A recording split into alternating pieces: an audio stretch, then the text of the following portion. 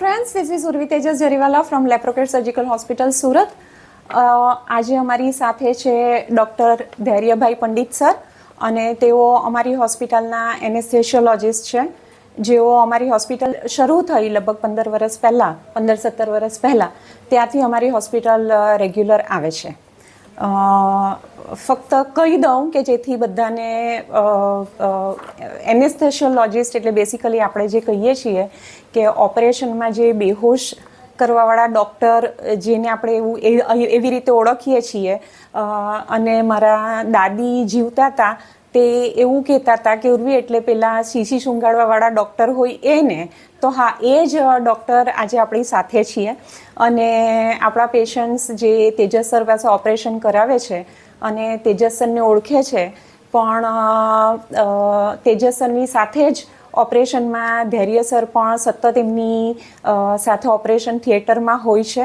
એ ડૉક્ટરને ભાગ્યે જ કોઈએ જોયા હોય છે કે લોકો ઓળખતા હોય છે. તો આજે આપણો ટૉપિક જે છે તે એનેસ્થેશિયાની ઉપર છે અને આજે આપણે એ બાબતની ઘણી બધી જાણકારી ધૈર્ય સર પાસે મેળવીશું. Dhairya sir, welcome to Laprocare surgical hospital. Dhairya sir, હું તમને સૌથી પહેલાં એ પૂછવા માગીશ કે એનેસ્થેશિયા શું હોય છે અને જે એનેસ્થેશિયોલોજિસ્ટ ડૉક્ટર હોય છે એ એક્ઝેક્ટલી શું કરે છે? નમસ્કાર, થેન્ક યુ ઉર્વી મેડમ મને અહીંયા ઇન્ટ્રોડ્યુસ કરવા માટે. હું ડૉક્ટર ધૈર્ય પંડિત, એનેસ્થેશિયોલોજિસ્ટ, અને છેલ્લા 15-17 વર્ષથી તેજસ સરની સાથે જોડાયેલા છીએ. હવે એનેસ્થેશિયા એ આપણને વર્ડ સાંભળવામાં નવું લાગે છે, પણ આમ જોવા જઈએ તો તમે જે બેહોશી થયેલા ડૉક્ટર ગણો છો અથવા તો તમે શીશી સૂંઘાડવાવાળા ડૉક્ટર ગણો છો, એ બધાને જ આપણે જો મેડિકલ ભાષામાં કહીએ તો એનેસ્થેશિયોલોજિસ્ટ કહેવાય છે. એનેસ્થેશિયાની આ બ્રાન્ચ વિશે આપણે જણાવીએ ને તો MBBS અને MD સેમ 10 વર્ષનો કોર્સ કર્યા પછી કોઈ એનેસ્થેશિયોલોજિસ્ટ ડૉક્ટર બનતું હોય છે. આ કદાચ મેડિકલની સૌથી એડવાન્સ બ્રાન્ચમાંની બ્રાન્ચ છે કે સૌથી છેલ્લે જેની શોધ થયેલી છે. અને આ એનેસ્થેશિયાની બ્રાન્ચના કારણે બધા ઓપરેશનો, બહુ જ એડવાન્સ ઓપરેશનો, એ બધું શક્ય બન્યું છે. તો એ રીતના મેડિકલ બ્રાન્ચના એડવાન્સમેન્ટમાં એનેસ્થેશિયાનો ખૂબ જ મોટો ભાગ રહેલો છે.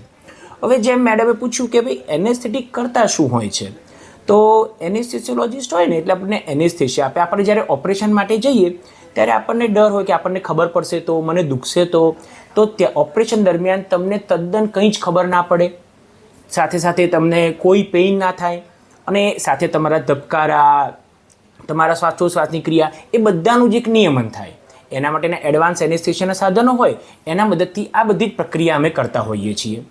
અમારું કામ એ માત્ર તમને બેભાન કરવાનું નથી હોતું, પણ તમને બેભાન કર્યા પછી ઓપરેશન દરમિયાન પણ તમારા વાઇટલ્સ એ બધું એકદમ સરસ જળવાઈ રહે, ઓપરેશન માટે સર્જનને પણ હેલ્પફુલ થાય એ રીતનું જ એક ફિલ્ડ રહે અને તમને પણ એકદમ જ આરામદાયક વાતાવરણ મળી રહે, એનું અમે ધ્યાન રાખીએ છીએ.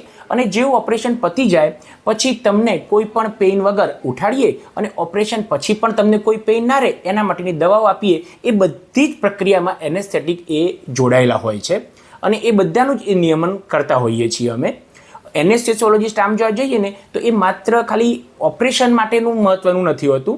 એ લોકો emergency service, intensive care, ICU management, એમ જ કદાચ તમને ખ્યાલ હોય તો લેબર એનાલ્જેસિયા કે જેથી પીડારહિત પ્રસૂતિ તમારી થઈ જાય એનું, અને સાથે સાથે પેઇન મેનેજમેન્ટના કામ સાથે પણ ખૂબ સારી રીતે સંકળાયેલા હોય છે અને એમાં પણ એમનું ઘણું બધું યોગદાન રહેલું છે.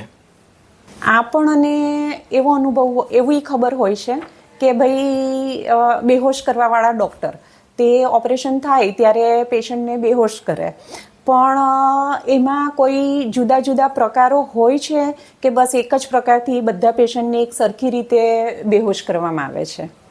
હા, તો બધાને એમ લાગે કે આપણે એનેસ્થેશિયા હોય એટલે આપણને પૂરા બેભાન કરી દે, બેભાન કરવાવાળા ડૉક્ટર, પણ એવું હોતું નથી.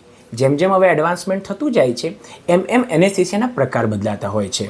એક હોય છે જનરલ એનેસ્થેશિયા, જેમાં તમને સંપૂર્ણ બેભાન કરી દેવામાં આવે છે, તમને કંઈ જ ખબર પડતી નથી, તમારા શ્વાસનું પણ એનેસ્થેશિયા મશીનની મદદથી કંટ્રોલ થતો હોય છે, તમારા ધબકા, બીપી બધું જ એ કંટ્રોલમાં રહેતું હોય છે. પણ એના સિવાયનું પણ એક એનેસ્થેશિયા હોય છે જેને આપણે સાદી ભાષામાં કહીએ કમરમાં ઇન્જેક્શન આપ્યું એ સ્પાઇનલ એનેસ્થેશિયા, જેથી માત્ર તમારી કમરનો નીચેનો ભાગ જ શૂન્ય થઈ જાય. એટલે ઓપરેશન દરમિયાન તમે કાં તો સૂઈ રહ્યા હો, કાં તો તમે તમારા એનેસ્થેટિક મિત્ર જોડે વાત પણ કરતા હો અને નીચે તમારું ઓપરેશન થઈ જાય અને તમને એની કંઈ ખબર પણ ના પડે. અને હવે એનાથી પણ એક સ્ટેપ આગળ નીકળી ગયા છીએ આપણે, જ્યાં તમારા ધારો કે હાથનું ઓપરેશન છે, કાંડાનું ઓપરેશન છે કે એવું છે, તો માત્ર એટલા ભાગને જ શૂન કરીએ છીએ, જેને કહેવાય છે રિજનલ એનેસ્થેસિયા. એના માટેના એડવાન્સ સાધનો હોય છે, યુએસજી મશીન છે, પેરિફેરલ નર્વ સ્ટિમ્યુલેટર હોય છે, એનો ઉપયોગ કરીને આપણે એ વસ્તુને કંટ્રોલ કરતા હોઈએ છીએ. પણ કોઈ પણ પ્રકારનું એનેસ્થેસિયા હોય ત્યારે તમારા બધા જ વાઇટલ, બ્લડ પ્રેશર, તમારા ધબકારા, શ્વાસ, એ બધી જ વસ્તુનું એડવાન્સ મોનિટરની મદદથી થ્રુઆઉટ ઓપરેશન એનેસ્થેટિકો ધ્યાન રાખતા જ હોય છે.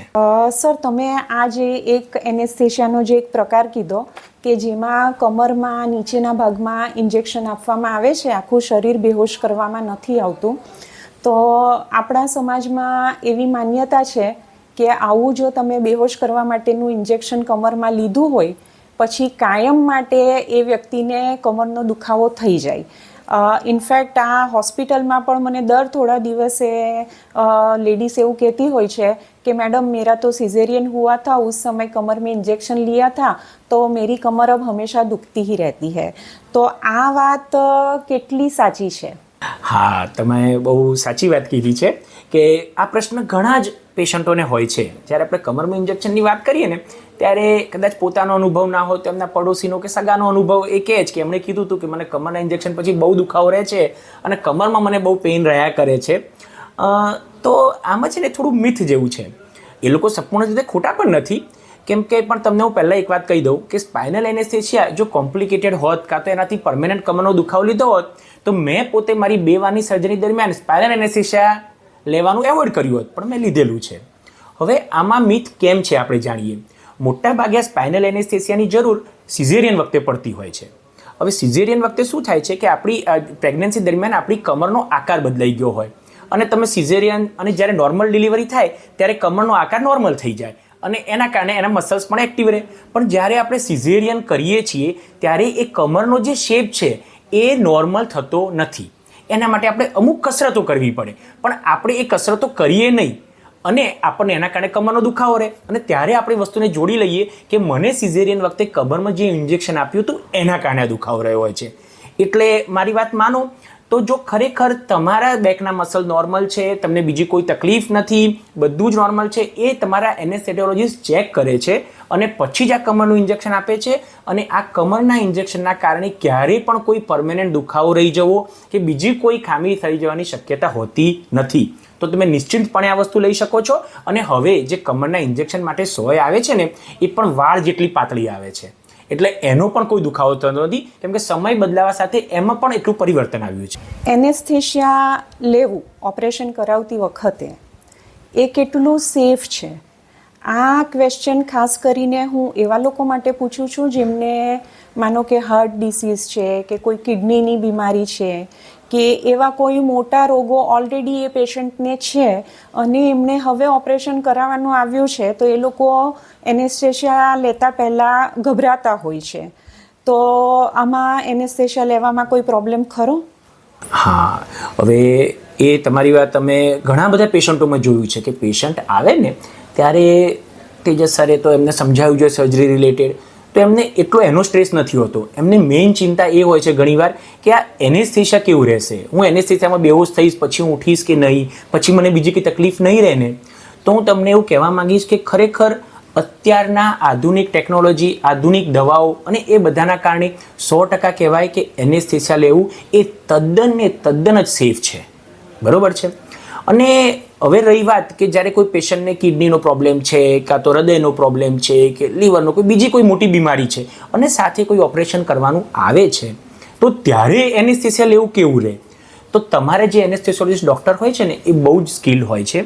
તો એ જ્યારે તમને મળે છે ત્યારે ઓપરેશનની પહેલાં તમારો જે લાંબો રોગ છે, જે બીમારી છે એના કારણે એનેસ્થેશિયા ઉપર શું અસર થશે એનો અભ્યાસ કરી અને તમને પણ સમજાવશે કે આમાં તમને શું નાનું મોટું જોખમ રહેલું છે અને તમારા માટે કયા ટાઈપનું એનેસ્થેશિયા બેસ્ટ છે. અને સાથે સાથે જેમ અહીંયા લેપ્રોકેર હોસ્પિટલ છે તો અહીંયા આપણી પાસે સૌથી આધુનિક એનેસ્થેશિયાના વર્ક સ્ટેશન છે અને આધુનિક મોનિટર્સ છે જેની મદદથી આવા હાઈ રિસ્ક પેશન્ટો જેને કહી શકાય એનું ખૂબ જ સરળતાપૂર્વક ખૂબ જ આસાનીથી અમે ઓપરેશનો છેલ્લા ઘણા સમયથી કરતા આવ્યા છીએ અને પછી અમે બહુ જ સારા રિઝલ્ટ પણ મેળવ્યા છે. તો હું 100% કહી શકું કે તમારું જો સેટઅપ સારું છે, તમારે એનેસ્થેટિક જો કોમ્પિટન્ટ છે, તો પછી એનેસ્થેસિયા લેવું એ ખૂબ જ સેફ છે. ઓકે સર, હવે પેશન્ટ ડેટ લઈને જાય કે અમે આ તારીખે ઓપરેશન કરાવીશું, તો એમણે ઓપરેશન કરાવતા પહેલાં એનેસ્થેશિયાને ધ્યાનમાં રાખીને કોઈક કાળજીઓ લેવાની હોય છે ખરી? હા, તો સૌથી પહેલાં તો હું આપણા બધા પેશન્ટોને કહીશ કે તમે છે ને તમારા એનેસ્થેટિકને મળો. એ જ્યારે તમે એમને મળો ને ત્યારે તમારા મનમાં જે પણ સંશય હોય, જે પણ ડર હોય, એ તમારા આસપાસના પડોશી કે મિત્રો પાસેથી પૂછીને એનું સોલ્યુશન લેવા કરતાં સારું રહેશે કે તમે તમારા એનેસ્થેટિકને મળી અને એમને પૂછો. એ એનેસ્થેટિક તમારા બધા જ પ્રશ્નોના શાંતિથી તમને જવાબ આપશે અને તમે ખરેખર નિશ્ચિંત થઈ જશો. તો એ વસ્તુનું ખાસ ધ્યાન રાખજો કે તમારા એનેસ્થેટિકને મળો અને તમારા બધા જ સંશયો એમને પૂછો. બીજી વસ્તુ આવે છે કે તમારા એનેસ્થેસિયોલોજિસ્ટે તમને જે સલાહો આપી છે અથવા તમારા સર્જને તમને એનેસ્થેસિયા પહેલાં જે વસ્તુઓની સલાહ આપી છે, જેમ કે તમારે પાણી નથી પીવાનું આટલા કલાક, તમારે કંઈ ખાવાનું નથી આટલા કલાક, તમારી આ દવાઓ ચાલે છે જેને તમારે ઓપરેશનના દિવસે સવારે લેવાની છે, જ્યારે આ દવાઓને નથી લેવાની, એને બરોબર સમજી અને એનું પાલન કરો. અને છેલ્લે સૌથી ઇમ્પોર્ટન્ટ વસ્તુ, તમારી કોઈ મોટી બીમારી હોય, તમને કોઈ દવાનું રિએક્શન આવતું હોય, તમારું પહેલાં કોઈ ઓપરેશન થયું હોય, એવી કોઈ પણ ઘટના હોય ને એ તમારા એનેસ્થેસિયોલોજિસ્ટથી છુપાવશો નહીં. કારણ કે આ બધી ઇન્ફોર્મેશન જેટલી વધારે સારી તમારા એનેસ્થેસિયોલોજિસ્ટ જોડે હશે એટલો જ એ તમને વધારે અને તમે કમ્ફર્ટેબલ રહો એવું એનેસ્થેસિયા આપશે અને તમને તદ્દન પેઇન ફ્રી રાખશે. તો હું એમ વિચારીશ કે તમારા એનેસ્થેસિયોલોજિસ્ટને તમારા મિત્ર સમજો અને એમની ઉપર પૂરો ભરોસો રાખી બધી ઇન્ફોર્મેશન આપો અને પછી તમે કોઈ ચિંતા કરશો નહીં. બસ તમને એક દવા આપશે અને તમે ચૂટકીમાં સૂઈ જશો, ઓપરેશન પતશે અને તમે ચૂટકીમાં ઉઠી જશો. કારણ કે અમારું કામ એવું છે ને કે અમારા માટે અમે એમ કહી શકીએ કે we care when you are not aware, so just trust us. આ જે તમે કીધું તે મને લગભગ રોજ અનુભવ થાય છે.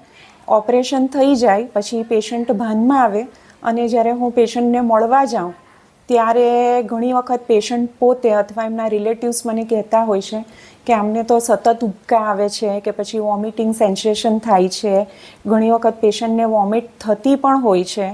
તો આ બધી કમ્પ્લેન નોર્મલ છે કે પછી એને કોઈક રીતે મેનેજ કરવું જોઈએ? હા, ઘણા પેશન્ટોને ઓપરેશન પત્યા પછી ઉબકા આવવાની કે એને મેઇન આ વસ્તુ છે ને એ તમને જેને પૂરા બેભાન કર્યા હોય ને એ પેશન્ટોમાં વધારે જોવા મળે છે. કારણ કે આ પેશન્ટોમાં 2-3 મુખ્ય કારણો હોય છે. એક કારણ છે કે આ પેશન્ટોને તમે દુખાવો ના થાય એના માટેની દવાઓ આપીએ છીએ. એ દુખાવાઓની જે દવા આપીએ છીએ એ ઘણીવાર એમને એસિડિટી સાથે સાથે આ ઉબકા જેવા સેન્સેશન લાવવાનું કામ કરી શકતી હોય છે. પણ એના પણ તોડ તરીકે અત્યારે અમે એમને એવા બ્લોક આપી દઈએ છીએ કે જેથી આ દવાઓ ઉપરની ડિપેન્ડન્સી ઓછી રહે અને એમના આ સિમ્ટમ્સ એકદમ મિનિમમ રહે. સાથે સાથે પેશન્ટ લાંબા ટાઈમથી ભૂખ્યું હોય એના કારણે એને એસિડિટી પણ થઈ શકતી હોય છે, પણ એના માટે પણ એસિડિટીના ઇન્જેક્શનો અને એ આપી જ ચૂક્યા હોઈએ છીએ. તો ઘણીવાર તમને થોડા સમય માટે આવા ઉબકા કેવું સેન્સેશન આવે તો બહુ ચિંતા નહીં કરતા, તમારા હોસ્પિટલના સ્ટાફને તમે જાણ કરી શકો છો અને એના લગતી તમને દવા આપશે અને ખરેખર તમારો એ કમ્પ્લેન પણ સોલ્વ થઈ જાય છે. ઓકે, તો આઈ હોપ કે વ્યુઅર્સને બહુ સારી ઇન્ફોર્મેશન આજે મળી હશે. લોકો જે બાબતે કદાચ અત્યાર સુધી કમ્પ્લીટલી એના વિશે અજાણ હતા તેની સારી એવી જાણકારી મળી છે. તમે જ્યારે ઓપરેશન કરાવો ત્યારે ફક્ત તેજસ સરને નહીં પણ ધૈર્ય સરને પણ એડવાન્સમાં મળી શકો. પોતાના જે ડાઉટ્સ હોય, કંઈક પૂછવું હોય, પોતાના કંઈક ડર હોય તે તમે ધૈર્ય સર સાથે ઓપરેશન પહેલાં ડિસ્કસ કરી શકો છો. અને થેન્ક યુ સો મચ અને વી વિલ મીટ સૂન.